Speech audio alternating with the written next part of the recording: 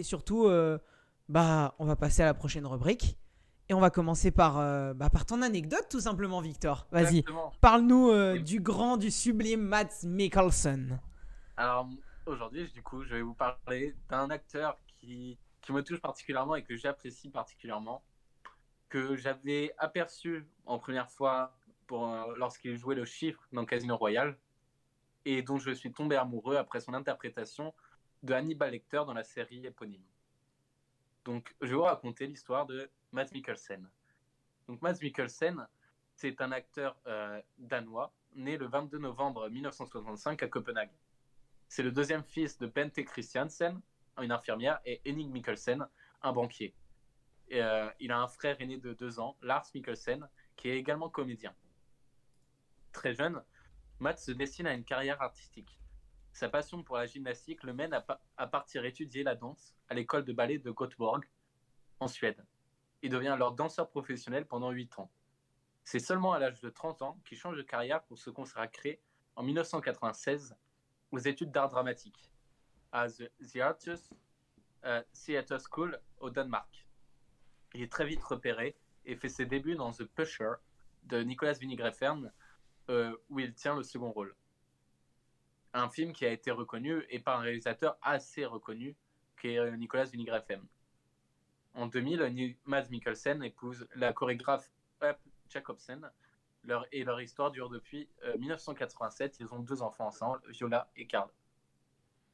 Il a tout d'abord un rôle de Tristan dans Le Roi Arthur en 2004, produit par Jerry Bruckheimer, et qui lui apporte une première reconnaissance sur le plan international, malgré les critiques négatives compensées par un succès commercial quand même. Il a ensuite joué le chiffre dans le premier volet de James Bond de Daniel Craig, Casino Royale. Durant il a joué le rôle du chiffre, alors que lui, Mads Mikkelsen, n'était vraiment pas un grand fan de James Bond. Il a dit durant plusieurs interviews que ça ne l'intéressait, qu'il n'était pas fan de James Bond et qu'il a finalement accepté parce qu'il aimait bien Daniel Craig. Mads Mikkelsen a été élu plusieurs fois par des magazines danois homme le plus sexy du Danemark. Quand un journaliste lui demande ce qu'il pense, il lui répond pas grand chose, mais je préfère tout de même être élu homme le plus sexy du Danemark comme le plus moche. Pragmatique le type. Mads Mikkelsen habite depuis le début du tournage d'Hannibal à Toronto.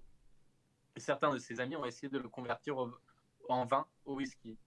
Ce qu'il répond à ça, c'est que je suis un buveur de bière. J'ai bien essayé de boire du whisky ou du scotch, mais je n'apprécie pas ça. Ça sent comme une fille qui ne se serait pas lavée, se serait aspergée copieusement de parfum pour le camoufler. Alors là, quand même, Oh, on est sur une comparaison assez cinglante. oh, le crack. Il est passionné de moto, il collectionne les modèles anciens et est propriétaire d'une Nimbus danoise datant de 1937. C'est une moto qu'a eu Steve McQueen et que Steve McQueen a conduit, lui qui est un grand fan de cet acteur. Et il adore le sentiment de liberté que donne la moto. Et celle-ci ne roule pas aussi vite que les modèles récents, ce qui rassure sa femme. Son film préféré, alors, tiens, je vais te faire jouer, Guilain.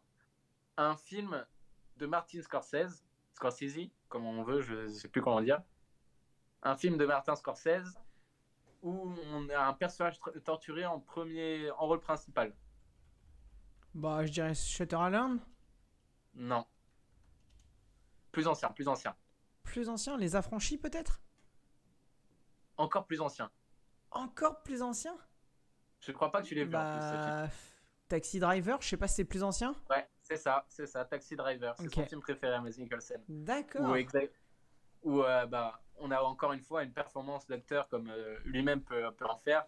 La performance d'acteur de Robert De Niro dans Taxi Driver est géniale. Et enfin, Mads Mikkelsen a joué dans pas moins de 3 films danois ayant été nommés aux Oscars dans la catégorie meilleurs films étrangers: After the Wedding, Royal Affair et La Chasse, long métrage pour lequel il obtient le prix d'interprétation masculine à Cannes. Moi, je l'ai découvert, je vous parle personnellement maintenant. Un des plus vieux films de Mads Mikkelsen que j'ai vu, j'en ai vu beaucoup, il en a fait beaucoup, mais un film que j'ai adoré, c'est Les Bouchers Verts, où encore une fois, il joue le rôle d'un tueur quasi cannibale, mais cette fois dans un film d'Andres Thomas Jensen, un réalisateur danois, dans un film danois. Et c'est plutôt bon. C'est plutôt bon. Il a vraiment, encore une fois, le charisme qu'on lui connaît. Et, et encore, la dernière fois que j'ai vu dans un film, c'est d'abord dans Polar de Jonas Åkerlund, mais surtout dans Drunk de Thomas Winterberg. Et je vous encourage vraiment à aller voir Drunk. Un film génial avec une réalisation folle, une colorimétrie folle et une bande-son. Une bande-son, par pitié, allez écouter cette bande-son. Je pense à What a Life, qui est la musique tonitruante d'une des scènes que je préfère où il danse dans la rue. Je vous encourage à aller voir Drunk. Et par-dessus tout, je vous encourage à voir la série Hannibal, où Matt Mikkelsen tient le premier rôle, celui d'Hannibal Lecter, aux côtés de Doug Dancy, qui joue le rôle de Will Graham. Et on se retrouve vraiment dans une série psychologique à l'esthétique lynchée et à la réalisation vraiment parfaite, où Matt Mikkelsen est un Hannibal Lecter glaçant, froid, mais aussi bien manipulateur que puissant. Et c'est pour ça que j'adore cet acteur. Super. Alors là, franchement, sache-le, tu m'as donné envie de voir tous ces films là. Je suis en même temps sur sa filmographie et je suis en train de compter combien de films je n'ai pas vu avec Mikkelsen. Hein. Ça marche super bien.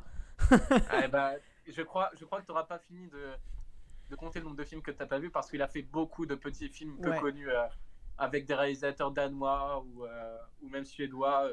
C'est ce que je suis en train de voir. Il est très bon. Et simplement, petite question avant de terminer sur ton anecdote. Bien sûr. Pour découvrir Hannibal, est-ce qu'il y aura une plateforme où on peut retrouver cette série ou alors c'est uniquement... Malheureusement, aucune plateforme ne propose Hannibal, ce que je trouve dommage parce que la série est excellente et a été saluée par la critique, mais elle est facilement trouvable en streaming et de très bonne qualité. Moi, je l'ai regardé plusieurs fois. J'ai regardé 2 fois en toute la série, tellement je l'aime beaucoup. Et j'ai regardé à chaque fois sur mon ordi et la qualité est vraiment au rendez-vous. On est sur du 720 ou 1080p, donc ça reste de la bonne qualité. Donc n'hésitez pas. Et encore une fois, même si vous n'êtes pas fan des séries, même si vous n'êtes pas fan du cinéma d'horreur en général, cette série vous apporte vraiment une esthétique folle et une réalisation prenante avec des personnages très très attachants. Parce qu'on a le personnage d'Hannibal Lecter très froid, très calculateur, qui arrivera toujours à s'en sortir et à ne jamais se faire attraper, sans vouloir spoiler, qui à ne jamais se faire attraper.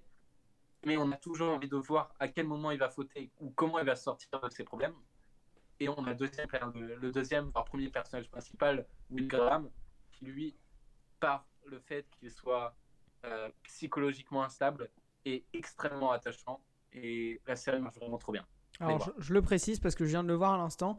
Elle est trouvable sur une plateforme, la plus chère. Elle est trouvable en rediff sur MyCanal. Ah, sur MyCanal. Elle est sur MyCanal, effectivement. Les 3 saisons, si c'est bien ce que je sais. Mais tu as MyCanal, cher ami. Oui, donc je vais regarder cette série, sache-le. Moi, tu m'as donné envie. Alors là, je suis à fond sur Hannibal en ce moment. Je vais me refaire Le Silence des Agneaux cette semaine. C'est prévu pour ensuite enchaîner sur le 3. Quand je finis les 2 films, je me fais la série. Alors là, ça me touche en plein cœur, mon ami. En plus, vraiment, avant les vacances, j'ai conseillé ça à une amie de ma classe. Et elle a tout simplement pas décroché. Elle est fan. Elle a adoré. Bah en tout cas, sache qu'on a Gérald Dodge dans le chat qui dit ton aura Victor, waouh, voilà. Et je pense qu'on peut arrêter cette anecdote là-dessus. On va passer au sujet de la semaine tout de suite. Ça me touche. J'ai un gros bisou, Gérald Dodge.